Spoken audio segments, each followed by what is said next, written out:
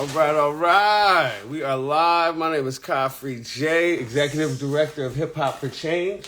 And we're going live right now. I'm having a conversation with my man Patrice, another activist. We're just going to wait for him to get on board. Give us 2 seconds to rock out. How's everybody feeling out there today? How's everybody doing out there today? So, a little bit of news for y'all in case y'all don't know. August 20th, we have the Presidio Parade Lawn cracking. We have the largest environmental justice summit going down August 20th. It's going down, making sure that we can add a little color to the green movement. And that's going to be really important because right now, the way environmentalism is going, I think the stat was $1.8 billion given in 2020 to environmental causes in America. And like I've been saying for a little while, those dollars don't really come to people that look like me. So I think it's really important for us to add some color to the green movement to make sure that we're not just talking about things that are so intangible, like polar bears. I mean, we love polar bears, right? But they're a world away. And I think when we have all this money that is so rooted in, talking about saving the earth, but these people are so focused on things that are a world away that the normal community of hip hop, of urban black and brown communities, of just people in general, we're not as connected to the Arctic, you know what I'm saying? Like, we're not as connected to the Arctic as we're connected to young kids that are being poisoned.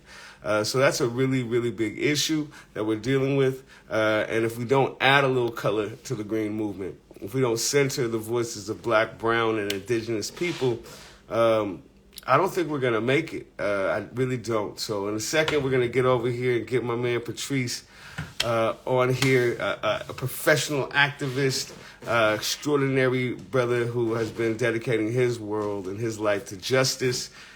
Something I'm trying to do the same with myself. So just a recap, August 20th at the main parade lawn at the Presidio right under the Golden Gate Bridge here in San Francisco. It's going to be beautiful, y'all. We got, I think, like 24 environmental organizations supporting, putting the money down so we can actually elevate these voices of color and the culture of these people of color as well. We got some of the dopest hip-hop artists in the world, straight up, y'all. We got DJ Shortcut, Latif the Truth Speaker MCing. We've got Ryan Nicole from Oakland. Shout out to Ryan Nicole. If y'all don't know Ryan Nicole, you're slipping. But she's an amazing, public figure, activist, educator, environmentalist, organizer in her own right. She's also pretty much the dopest MC around, just killing bars forever. We also got Soul Development, y'all. Soul Development, one of the dopest groups that I've ever seen, let alone from the Bay Area. They're really rocking. Some of the best singers. The brother Kariga Bailey, man, bars. These cats almost pretty much made me tear up doing the interview over there at Hip Hop for Change Radio and KPO 89.5 San Francisco. So that's really dope. Let me see if Patrice has jumped in here yet. I don't see him yet, but we're going to rock out. I'll keep moving through it. Who else do we have? Oh, my goodness. We got Sa-Rock. Sa-Rock, the goddess and soul messiah, y'all. That's going to be cool. We've been working with Sa-Rock. I mean, she's from the Rhyme Sayers, so you know the power of that group. But Sa-Rock, the goddess, y'all, check her out. Bars. She reminds me of like a Neo MC Light, you know what I'm saying? So, yeah, just hella spiritual, just hella flow, powerful MC. We also got D-Smoke, y'all. D-Smoke. Man, I've been waiting to be able to book somebody like him for a while. And we've had a lot of people at our Environmental Justice Summit as the headliners. This one, I might just jump in the audience, y'all. I think I'm going to be fanning out with everybody else because this is going to be prolific. It's going to be epic. It's going to be free. And it's going to be all ages, y'all. And I think this is such a beautiful platform, especially if your kids, your family, if your folks have been involved in environmentalism, but you've never seen a hip-hop show, and you've never seen what hip-hop does and how sharp the social political spear of the black and brown community is in the hood. That's what we do. That's why we use hip-hop to make this happen. So, yes, be there. August 20th, adding a little bit of color to that green movement. We make it happen. We got a lot of folks coming there. We got a kid zone with the Monterey Bay Aquarium, y'all. And the Exploratorium, y'all, is going to be out there. And I think kind of like the idea behind Hip Hop for Change's events is there's not really a price point where we could charge little enough for, you know, everybody to be able to afford to come to our great shows. So what we do is we like to go talk to organizations that actually got money, you know what I'm saying, and tell them to throw their money down, you know what I'm saying, organizations that, you know, want to invest in diversity, equity, inclusion, justice, accessibility, you know what I'm saying, and belonging. We look at those groups and we say, hey, donate, give us the cash, give us the money, and we will create this safe space for people of color to get down. And when people of color get down, you know what I'm saying, like, when people of color get down, I think that it just looks different. Our activism looks different. It feels different. There are drums, right? Uh-oh. Is that Patrice right there? People over plastic in the room, y'all. And that's another thing. So every single time we have a show at Hip Hop for Change, we always have a panel discussion. And that panel discussion this year is going to be hosted by People Over Plastic, y'all, an amazing organization. People Over Plastic decline. Hold on. They're going to get back on in a second. But amazing organization, People Over Plastic. Shout out to Shilpi and Smita for rocking with us. But there's so much environmentalism going on in Black and brown communities. And there's such a big disconnect. I mean, I've had, as the executive director of Hip Hop for Change, I can't count on one hand how many times leaders of environmental organizations have literally walked up and said, how do we get Black people to get involved in our work? How do we get Black people to come to our events? How do we get Black people? And, you know, I like to joke and say there's no more store to get Black people anymore. You can't go buy us at the store. You kind of got to make us want to come join. And in a lot of spaces, there's a lot of microaggressions. There's a lot of people talking to the issues, but we need to see real skin in the game. And that's why I'm really grateful at these organizations that have loaned us their dollars, their capital, their money, their communications teams to help us make this event go, to make sure that Hip Hop for Change, People Over Plastic, and Baykeeper is throwing the largest environmental justice summit in the nation this year. So hats off to everybody at Hip Hop for Change who's been working so hard. My boy Eric Size, our event director, right? My man Stretchito, you can see him right there. Mark Stretch, he's our creative producer, who's been helping us with this as well. Pretty much everybody's been rocking on this. We got to give a shout out to Unlearn the World, aka Marlon Richardson, our education director, who's been working with Parks California, East Bay Regional, and a lot of other organizations, Nature Conservancy, to get kids out in the parks, learning about ecology, environmentalism, environmental pollution. Do we get People Over Plastic? And making sure kids are creating hip hop works and arts centered around the environment. So you go out to Candlestick Regional Park right now, you're going to see graffiti murals out there with pictures of ground squirrels and blue herons and the earth, done by young youth and young kids. With the Hip Hop for Change Agents of Change summer camp program. Amazing program. We're going to have some of those people out there rocking with us at the 6th Annual Environmental Justice Summit as well. No, this is free. This is all ages, right? This is the only way to do it. This is the way Hip Hop for Change does it. So again, if you are into environmentalism, if you're into ecology, if you're trying to save the world, save the earth, we've got to bring these communities together, because right now we got people People Over Plastic still trying to rock in, all good. So whenever I see y'all again, I'm going to add y'all to this live because I really want to speak with Patrice. Oh, it says they're unable to join. No, we'll figure it out. But I still want to rock out with y'all. We got a lot of organizations rocking with us. What's up, y'all? And Hip Hop for Change, man, we've been going strong for about 9 years. And when we first started this, we were really just using grassroots activism to fund the local hip hop scene, because, you know, whoever is in control of the ideas going around our community is in control of the mentality of our young kids. The ideas going around in the confines they dream in, right? So it's beautiful when, you know, Unlearn the World, aka Marlon Richardson, can get these kids out of, you know, parks, you know, natural spaces, learning about the environment, so they can get their anger focused on something that's really impacting their communities, and then put that in a creative form that really helps them hold on to the information, retain it, but most importantly, share it around. So last time at our Agents of Change summer camp, we had kids who were sampling sounds of water, making beats out of them with Marlon, and rapping about drought, climate change, things like that. That's what I'm looking for. I'm looking for the next generation to add the swag to the green movement.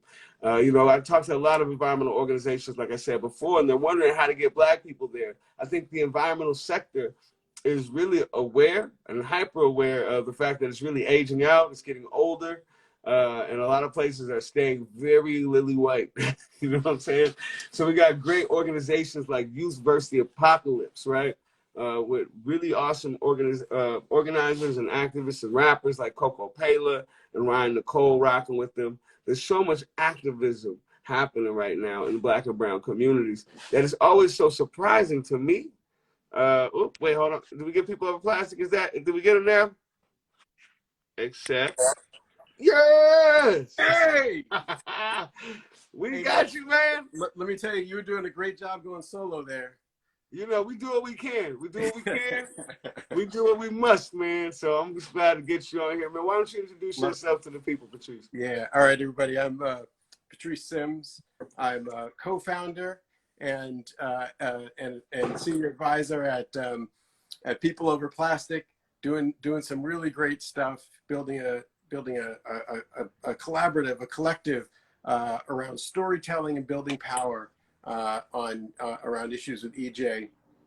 Really trying to create a platform for people to tell their stories in an unfiltered way without an agenda. Really talking about how do we tell our stories and not have our stories be colonized, right? How do we get the stories and understanding of what's happening in Black and brown communities, not just around the United States, but around the world, when it comes to the incredible and sometimes devastating impact of pollution and environmental degradation. We see a lot of that coming from the life cycle of plastics, and people don't seem to realize, not everybody knows, plastics start as petrochemicals in the ground. And so when we're talking about impacts from plastics, we're not just talking about like recycling and the material we have around our house. We're talking about impacts that come from oil extraction and infrastructure. Look at Galveston, Texas. Look at Houston. Look at these places along the Gulf Coast that are just devastated with the petrochemical industry, just bringing in processing and polluting communities throughout the Gulf. That's part of the petrochemical cycle, right? That's part of the plastic cycle. So much of what we're looking at in terms of that petrochemical industry is feeding the plastics, and those that are peddling fossil fuels are trying to build a plastics marketplace around the world, especially that single-use plastics, just to be able to take these fossil fuels out of the ground, keep selling them, and keep making money, right? And every step of that process, from the time it comes out of the ground to the time it ends up in an incinerator somewhere as waste, the communities that are standing and living in the shadows of those facilities and that are bearing the brunt of the burden from that process are Black communities, brown communities, indigenous communities around the world. We really thinking about what does it look like to have a platform for people who are feeling that, who are seeing that, who are living that, to tell their stories in an unfiltered and unprocessed way. So that's what People Over Plastic is all about: building connections, building power, and storytelling. And I look forward to talking with you a bit, Khafrejay. I also have a day job. I work for Earth Justice, doing environmental litigation as a vice president of litigation for the Healthy Communities Program. Not here in that capacity today, though. Here today, I'm representing People Over Plastic, and my incredible partner, Shilpi Chaudhry, has got my back here, and she's really the mastermind of the project that brought it to my attention a year or so ago, and I said, I got to be involved in this. Let's do it. Word. Yeah, y'all are powerhouses. I just love working with y'all, and it's a testament to coming together. But You know, I kind of want to get into the meat of this because I think that, you know, even though people might not understand the pure brunt of how deep plastic is rooted into killing the planet, right? They might just see this one little cup or a plastic bag or maybe straws, right? In that the nose of that, you know, of that turtle, that sea turtle last year. Um, but you know, I think what I'm always concerned with is why is the environmental movement so white, right, and so concentrated, and you know, and I think you know, I wanted to ask you, do you think that a white environmental movement can save the earth? Well, I mean, so there's a lot packed into that question, Coffee. Uh, um, I mean, you have this incredible historical context around the environmental movement in the United States, right? And it doesn't look the same everywhere around the world, right? There are places with incredible homegrown environmental movements that really came out of communities of color, right? So you know, it's not a monolith, but in the United States, you have a really particular history around the mainstream environmental movement, right? And it had its emergence, right, in the early part of the 20th century, really around wealthy white uh, uh, uh, families and people who were interested in experiencing and having access to natural places. And it really started in this as this movement that was the mainstream environmental movement, around this movement that was focused on wild places and nature, and access to that, not for everyone, access to that for people with means and desire to have that access. And it has evolved over time, obviously, right? And that's not to say that there have not been powerful movements and engagements by communities of color on environmental issues for you know 100, 200 years. There have, right? There have been amazing fights that have happened across the country here, but they've been very separated historically from the mainstream environmental movement. And what we saw in the middle, you know, towards the end of the 20th century, really starting in the 1970s and 80s, as we started to see the early environmental laws in the United States get passed, things like the Clean Air Act and the Clean Water Act, and there started to be this really serious government presence around environmental protection. And also this was happening right in the wake of the civil rights movement, and we started to see Black and brown communities really on the shoulders of the civil rights movement, and using the tactics of the civil rights movement, say, wait a minute, you're not going to leave us behind when you're talking about all of these things that matter about environmental protection. You're not going to leave us behind when you're talking about what do you do with toxic waste. You're not going to leave us behind when you're talking about where are you going to clean up the air, where are you going to clean up the water.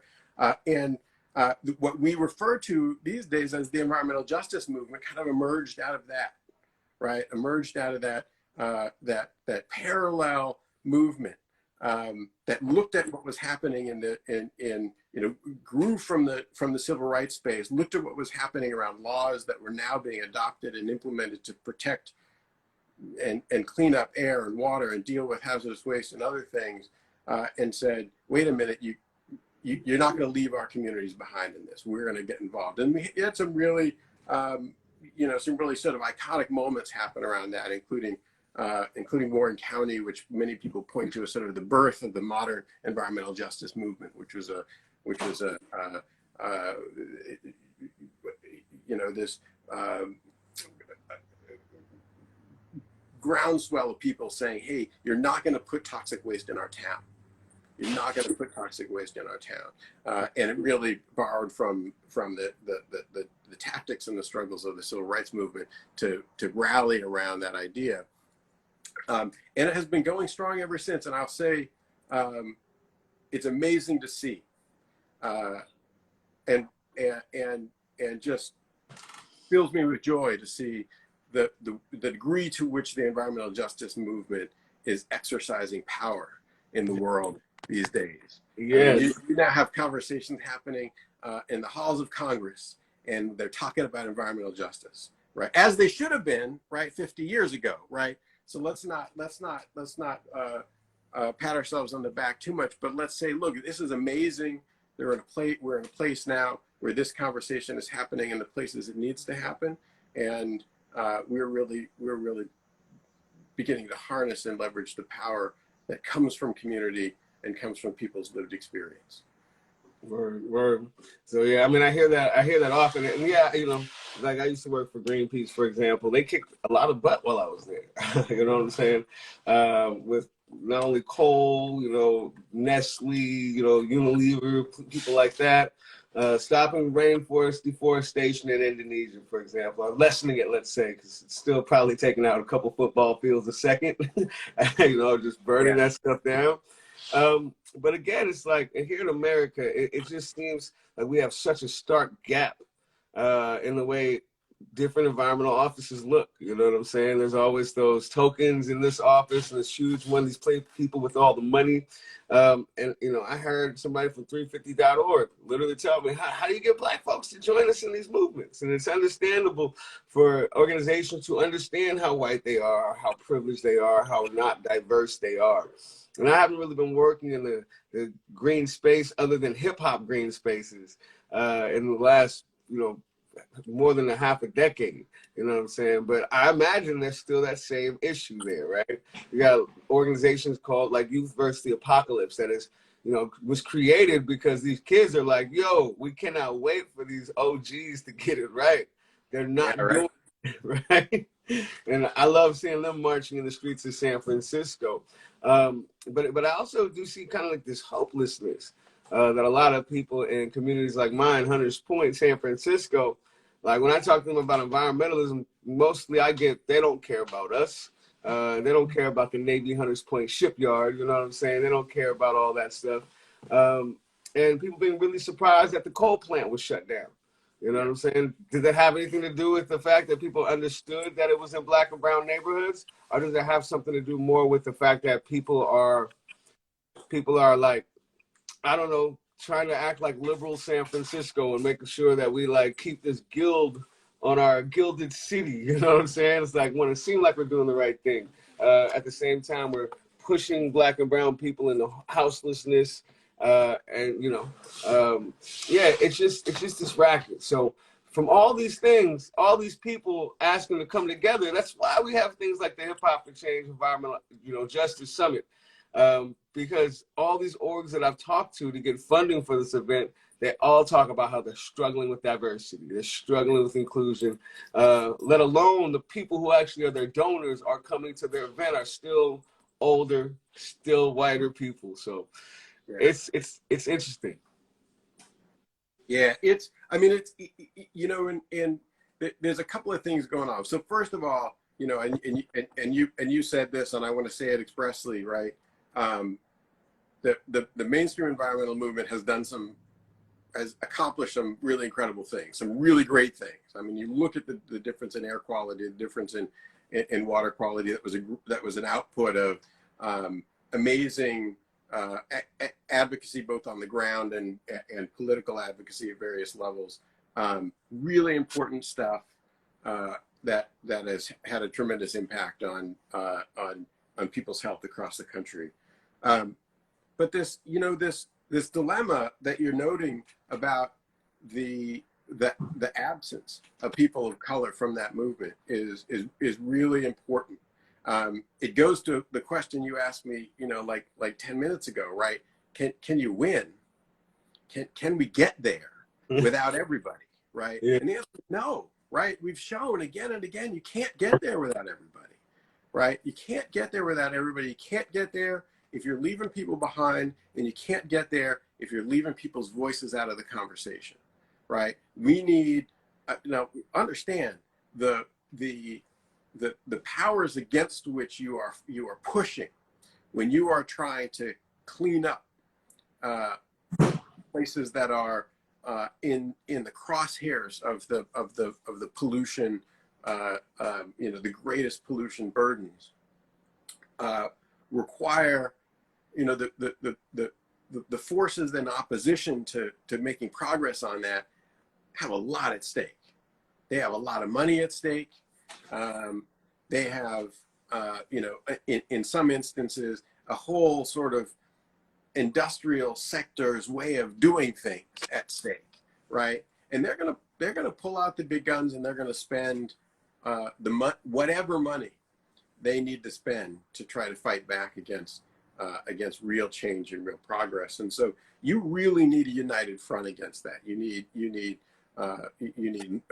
environmental organizations, you need communities, you need activists, you need people engaging in the political process in ways that move things in the right direction. You need all those things happening at once. It's not going to happen if what you're talking about is an echo chamber in which a white upper middle class conversation is happening about cleaning up the environment, right? That's not going to get us over the finish line on all the things we need to do. So to your question earlier, absolutely, the voices and the power of Black and brown communities across this country and indigenous communities in this country have to be in a part of this fight. In fact, are a critical part of this fight, because that's where most of the damage is happening. But to this question of diversity, man, I'll tell you, it changed the course of my career, this question, right? I'm a graduate of Howard University School of Law, go Bison. I went to Howard knowing that I was on a mission. I didn't know what that mission was yet. I was going there, I was going to study law, and I was going to figure out how I'm going to give back. I'm going to figure out how I'm going to go out there, I'm going to make a difference. We talk about that at Howard Law as going out and being a social engineer. How do you go out and figure out ways to be changing the world? I came out and started my career as a lawyer at EPA in the Office of General Counsel. I was there for about 7 years at EPA. I really learned the law. Like I learned environmental law, understood how those statutes worked. I left there, went to a nonprofit organization for about 4 years. And about 10 years into my career, I realized, God damn, I've been at the cutting edge of issue after issue after issue. And I can count on one hand the number of the people of color that were sitting in the rooms over that entire period of my 10 years of my career, right? That does not work. That does not work for me. And so I ended up leaving that nonprofit organization. I went back to Howard to teach. I said, you know what? The most important thing I can be doing right now, is training Black and brown people to understand these environmental issues, understand environmental law, be powerful advocates, go out there and change the world. And I joined some great folks that, at Howard at the time. There wasn't a full-time faculty teaching environmental law, but we had some amazing adjunct faculty, Ben Wilson, Quentin Pear, Darian Neal, Leslie Fields, just some amazing environmental justice powerhouses. And I spent, 6 years or so at Howard. And one of the things that just struck me from the very beginning was I walk into that classroom on the first day to talk about environmental law, and there was, in a classroom of 25 people, maybe 2 people who'd ever really thought about it or been invited into that conversation, right? Despite the fact that it's our communities that are in the crosshairs. It's our communities that are living in the shadows of these facilities. It's our children who are getting cancer, who have asthma rates, 1.5, 2 times other, or 3 times other folks in the country. And that conversation had just never reached these incredibly smart, incredibly well-educated Black and brown students in my class. And it was transformative, right? Both to be in those conversations with these young people who were ready to go out there and save the world, as I had been, 10, 12 years earlier, and to see the light bulbs go on about why this stuff matters so much. But that was a point in time where I realized that the lack of diversity, the failure to be at the table and the failure to be in the conversation was not just shameful, right? It was ultimately devastating, because it means that the right conversations are not happening, the right questions are not being asked, the right solutions are not being proposed, and the right stories are not being told. Yeah. And so I've been, sort of, it changed the course of my career, that realization. And, as I was about a decade into practicing environmental law, and I've had the amazing good fortune to meet and work with some just absolutely phenomenal people since then. And folks who've been holding it down on environmental justice for decades, that I had the chance to learn from, and then had the opportunity, and to your point, to step back into that nonprofit space, and do so as I do now with an organization like Earth Justice that really puts its money where its mouth is when it talks about, like, hey, we want to do what we do differently. And I realized I can step in that space and really make a difference, and really start to change the turn the ship on how some of this work gets done. Critically important in this work that we're doing here, that you're doing with Hip Hop for Change, as we're looking at this upcoming summit. I mean, really, this is where it goes down. This is where the conversations start. Bringing people together, putting on a platform and saying, this is a conversation you need to be a part of, and that we need to have, we're gonna have it right here, and we're gonna hear some good music and get down a little bit. Yeah. Well, if we ain't got good music in it, I'm probably not gonna be there. I'll be there. But I think that's the thing, because I feel like a lot of what I've heard in environmental spaces that are mostly white is the sense of apathy of people of color that is so far from the truth, right? It's kind of like when I hear people are like, why don't black people vote? It's not because we're apathetic, right? I think that there is sometimes this hopelessness of our efforts in being heard. And like my brother Stretch said earlier, it's like, a lot of white folks have the power and privilege to just be in the environmental space and care about polar bears, while black and brown people are struggling to survive, to have enough time to hopefully start talking about polar bears, right? I had a very prominent environmental leader. I'm not going to bust them out. They were at the Hip Hop for Change Environmental Justice Summit, and they said, how do we get black kids to care about polar bears, right? And well, it was a height of privilege. I could not believe we heard that. And there was like an audible gasp in the sea of black and brown people listening to this white person talk.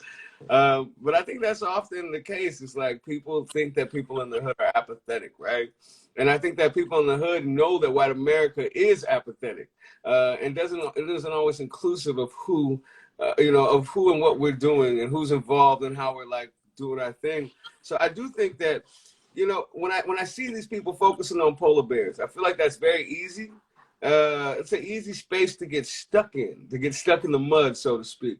When I see liberal San Francisco, and we see this Navy Hunters Point toxic radioactive shipyard site over here, in one of the most rich cities ever. And I still see organizations in that city talking about polar bears, and we got people who are dying of cancers, right? We got kids in Fruitvale, and we got not only the coal coming in on the trains, but we have this huge this huge dock that is has all these trucks coming in and all this pollution that's still in the dirt from decades of trucking and shipping going on. But we're talking about polar bears, right? I love polar bears. I love orangutans. I feel like they're my brothers and sisters orangutans. You know what I'm saying? I identify with them. And when I canvassed for the environment, I talked about orangutans because they're the closest thing to home. But I feel like we win if we centered some faces that look like mine, maybe a little younger, who are dying of these cancers. I feel like it would be a lot harder, for these pollutive companies. I mean, the Aaron Brockovich method, we weren't saying, hey, you're destroying the earth. They were putting up human stories, right? The human faces and people dying from that. And I feel like these polar bears, and they're a world away, and it's so easy to not have a real connection to that kind of activism. People are like, oh, here's $10,000 to go save some polar bears. You know what I'm saying? That's not the same emotional space as somebody's like, yo, we've got to save these black and brown kids in this one neighborhood, in Martinez next to the refinery or something like, or in Richmond. I feel like elevating these faces. You know, it's not even just black and brown people, it's poor people, indigenous people, all around the world. You know, when we're talking about iPhones, we're talking about the slave mines in Africa with cobalt, right? And we're talking about the chocolate we eat, right? That's 90% produced with slave labor. This is the thing that gets me going. It gets me riled up, and I feel like this soft environmentalism that is creating such a massive influx of money in environmental spaces. I don't think it's half as effective as it would be as if it was in the hands of some of the orgs like our orgs. Our orgs are really ringing the bell, screaming loudly, and working with a different type of passion than I saw in these massive organizations with millions and millions of dollars pouring in every year. So Yeah. I feel like there's a different you know what I'm saying? A different temperature in an organization like Youth versus the Apocalypse, or People Over Plastic versus an organization. You know, I won't even name these big organizations. Y'all know what I'm talking about. Yeah, man. It's absolutely right. I mean, a couple of observations come from that for me. One of them is injustice thrives in an environment of silence, right? Injustice thrives where there is silence. And the idea of creating and lifting up the voices and the stories of people whose lived experience is, you know, in the shadows of the refinery or in the shadows of the waste facility. Stories that have to be told, because and these are the stories, right, that the industry that to hear. That's the last thing that they want to see, is these stories being told, being shared, making their way into the public consciousness, because that's where the power is.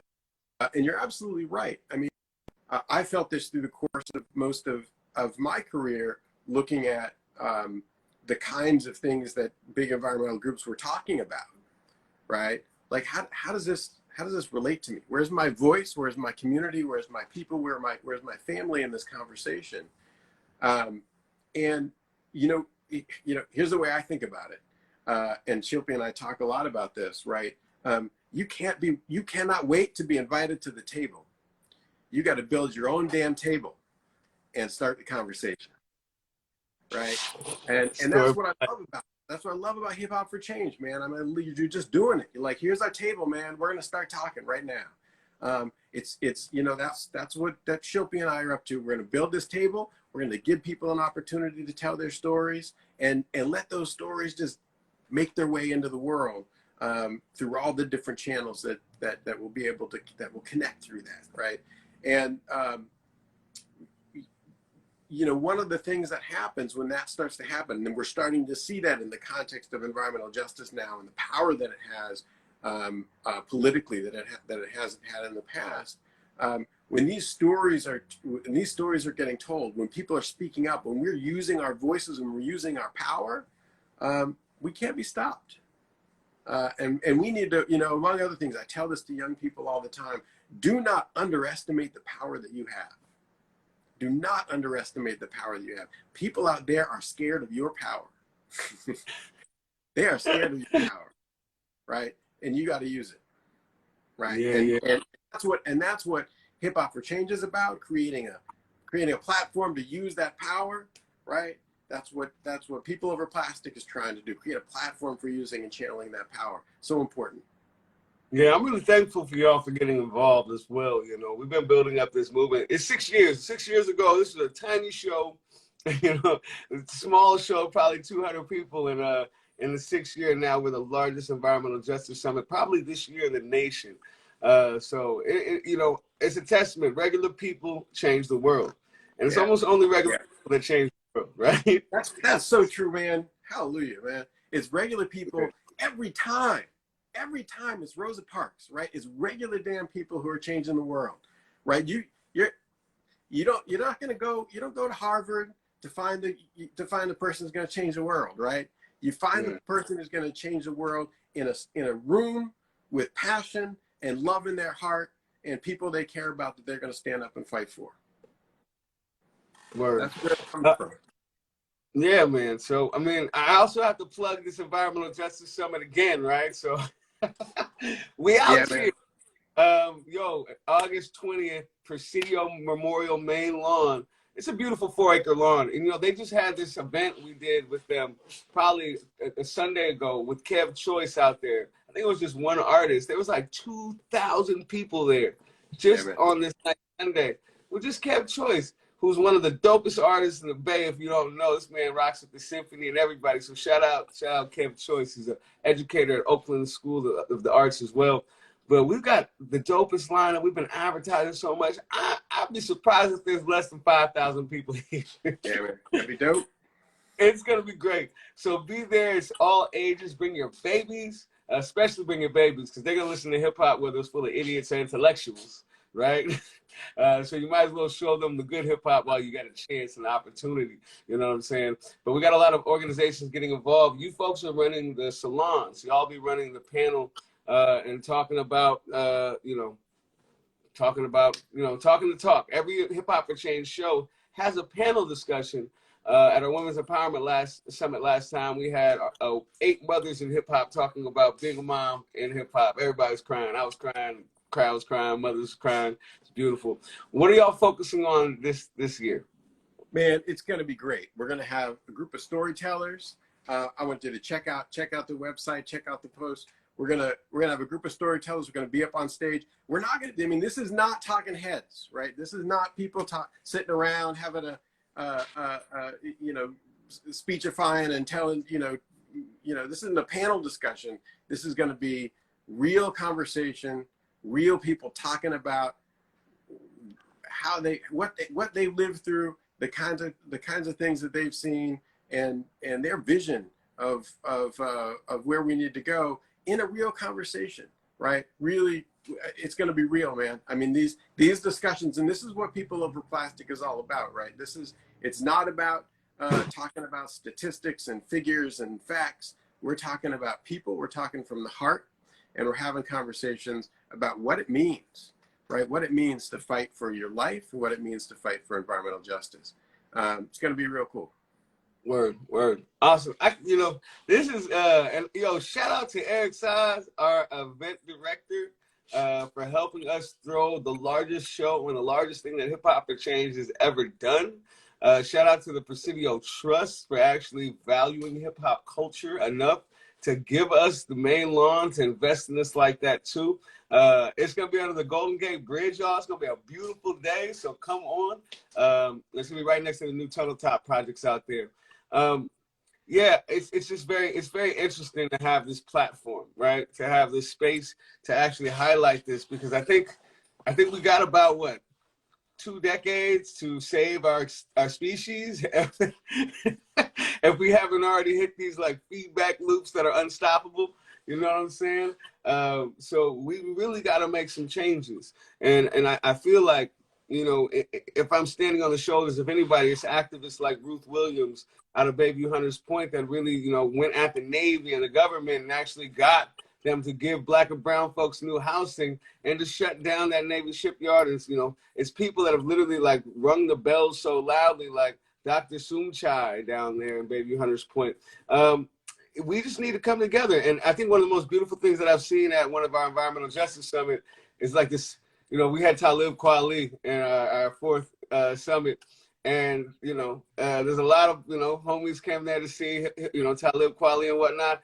But I love this one moment where there was this like 70-year-old like environmentalist white dude, long hair, just eccentric environmentalist dude, just fist pumping in the front row at this hip hop show at like 10 at night. That to me is hip hop, right? That to me is the kind of activism where people can come together. And I feel like when we come together and we start sharing these stories, I feel like when we can get a more diverse audience, I feel like our focuses are going to change from polar bears to more like, the Black and brown neighborhoods and these actual faces of babies that are being polluted. Like put a face of a young Black baby on there that is dying from cancer because of this, I don't know, plastic, factory that's dumping their wastewater into the drinking system, or they're polluting the groundwater or whatnot. I think when I went over to the salon, People Over Plastic had first, when I went over to Shack 15 in San Francisco, man, the stories y'all had there were intense. You know what I'm saying? Very, very intense to me. Because these are people that are literally fighting for their people. And at the same time, we have big organizations saying, how do we get black and brown folks over here? If those people had the access to storytellers like y'all got on lock, oh my God, y'all get everybody in the room crying. You know what I'm saying? There is no shortage. There is no shortage of people out there fighting the fight. Yeah. Right. There is no shortage. And how do we elevate them? How do we get organizations that have tens of millions of dollars? How do we get the World Wildlife Fund to start, highlighting not just tigers and having those in the arms of the angel commercials, right? But what about the communities that are literally, being attacked, by animals because we've burnt down so many rainforests that animals don't have anywhere else to go. So now they're having these human problems and whatnot. How do we get some of those people who have been fighting for years to get drinkable water in places that have no water systems? How do we get World Wildlife Fund to start showing pictures of black and brown and indigenous people? You know what I'm saying? That's it's some, I agree with all of that.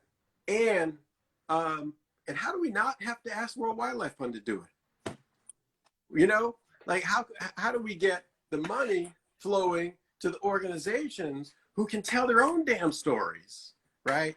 Who can have their own damn platforms and talk about the things that matter to them and the things that are happening to them, and who can lead the charge on some of these things. Because I will tell you, those communities are the ones that are going to win some of these fights, right? Those are the communities that are going to win some of these fights. And there's this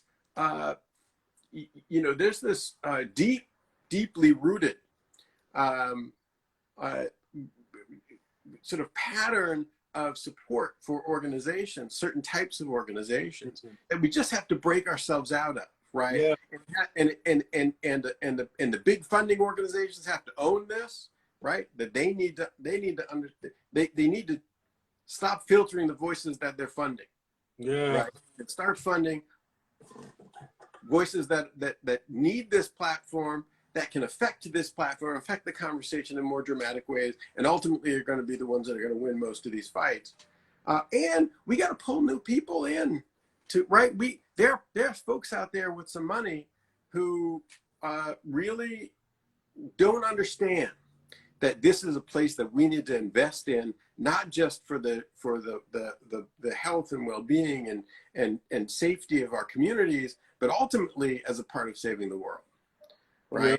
Yeah. These communities have to be a part of that. And there are a lot of folks, I think, that have never considered the idea of funding in the environmental, in this, what they consider this environmental space, because there's a space that has never talked to them or about them or with their communities. But there's a conversation happening now, right? And I think there's new areas of support that could really help to drive a homegrown version of this advocacy that ultimately will be, where the magic happens. That's not to say that the big greens and others shouldn't be changing some of their conversation, right? Mm-hmm. But as long as we're asking them to tell our stories, we're giving our power away. Yep, absolutely. And it's very interesting. I mean, it all, especially in this system, boils down to who's got the money to do what, right? And so, yeah, that's a great point. I also want to give a shout out to some of the organizations that actually believed in our platform. You know what I'm saying? Yeah. The homie at Surfrider Foundation. I had a 5-minute conversation with ED there, and he was like, "Yeah, here's some money. That's amazing." Like, half the time when I reach out to people, most of them are like, "Yeah, we don't do that." You know what I'm saying? I'm like, "Are you serious? You don't fund hip hop as a means of advocate?" Oh, okay. What other force has changed the world as much as hip hop in the last 25 years? None. Not. I don't even know. I don't even know what to say. I almost don't even have the time to get mad when I hear this. But I've reached out to so many different environmental groups, and I've got such a wide range of responses. Like reaching out to National Wildlife Federation, Rainforest Action Network, even the EPA joined. Yo, shout out to Mr. Taheda down there in District 9. Sierra Club. Sierra Club has been rocking with us the whole time. But there's so many other organizations that have never given us money, that have never, supported us. There's organizations that have been like, yeah, we don't do that. And it's just so interesting to me, the people who have power, who value things like hip hop as a tool for communication, right? As a tool to reach out. Some of these organizations say we don't do that. I bet they're having these DEI meetings, right? Saying, how do we get black and brown people to get involved? But when black and brown people reach out, they're like, yeah, nah. It's just kind of interesting. But to your point, yeah, we need to get our own movements funded. You know what I'm saying? We need to get that happening. How do we do that? You know what I'm saying? I know you rock with Earth Justice. Y'all are a little bit bigger than Hip Hop for Change. You know what I'm saying? Just a little bit, right? Yeah. I mean, I think there's a couple of things, right? One, to your point about big organizations, it's important, and we talk about this at Earth Justice a lot. It's important to not just put your money where your mouth is, but to show up not as a savior, not to show up as giving handouts, but to show up as partners, where you say, how do we work together? How do we define the problems together? How do we identify the solutions together? And then how do we engage in the fight together as partners, not as I'm gonna show up with the power as a dominant organization, and I'm gonna filter what you say. I'm gonna decide what matters and what doesn't matter, and I'm gonna essentially be in charge of what's going on. And that's really important. And it's a shift. It's something that people are not used to, right? Yeah. And it takes a lot of practice, and it takes diligence to really be willing to be humble in ways that many of these organizations are not used to being humble, right? So that's a struggle. I think we're starting to see a really incredible shift around some of these resources. To your question, how do we do that? Ultimately, how we do that is we make the connections, we tell the stories, we create a platform, we create that megaphone, right? You're doing it. Hip Hop for Change, amazing, right? At Pop, we're getting started on that, right? Really creating a platform where these stories are going to be out there, and then you show the power, how powerful it is to have this platform, to have these megaphones, how much it matters. The support starts to come, right? The support starts to come. I know you've seen it. I've seen it over and over again. The David and Goliaths, right? Just the community with passion and love, going out, having the fight, and just doing battle and winning, right? And that's what it takes. Create the platforms, make the connections, show your power, and your and support will come to you. Yeah, I mean, it is amazing what we've been able to accomplish in Hip Hop for Change. Like I said, I'm from Hunters Point. I'm just a dude from the hood. You know what I'm saying? Yeah. And we've been pulling this out. But like we said, normal people. Ida B. Wells was from the hood just like me at one point. Medgar Evers from the hood just like me at one point. And we have been building this coalition. That's why we've been able to build this build this event to be as big as it is. And FYI, we still need support out there, y'all. Yeah, man. People Up in Plastic, Hip Hop for Change, we still have some money to raise for this festival. So if you know any organizations that want to invest in platforms like this, who want to help us make these connections and put this puzzle together, let us know. We need support. Still looking for it. But one of the things that I think the reason why I started this is a lot around the Navy Hunters Point shipyard and being that Hunters Point boy. When I used to work at Greenpeace, their office was 1.5 miles away from the Hunters Point shipyard, but they're not working on that, right? There's so many different environmental groups that have so much money in San Francisco, in one of the richest cities in the face of the earth, with the most segregated communities on the face of the earth. and there's so little focus on the fact that the people who were supposed to clean that radioactive soil up actually lied about it, didn't clean it up. And I just don't understand how that happens in a city like San Francisco. I don't understand how that happens without every environmental organization in that city like throwing a fit. I don't understand how that happens, and I feel like a lot of people in San Francisco, Hunters Point, it's not like you know, it's not like we don't want to get in the streets and get involved. It's just we're tired of being shot with rubber bullets, and we're tired of people telling us to be quiet or to wait. You know, that white moderate that Dr. King wrote about, you know, under that light in that, you know, jail in Birmingham. So we have a lot of people out there. We've seen Hunters Point Shipyard. We've seen the fight, but we couldn't even get included in building the T-train line, let alone, you know, have any kind of semblance that they're really going to clean that stuff up. Another thing that I'm talking to District 9 about is trying to find out who's responsible, because they're trying to clean it up, but who's responsible for finding the environmental impacts on communities of color on Hunters Point Hill?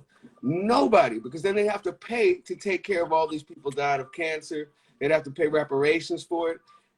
And that's just how we feel as Black and brown people, especially in neighborhoods like that.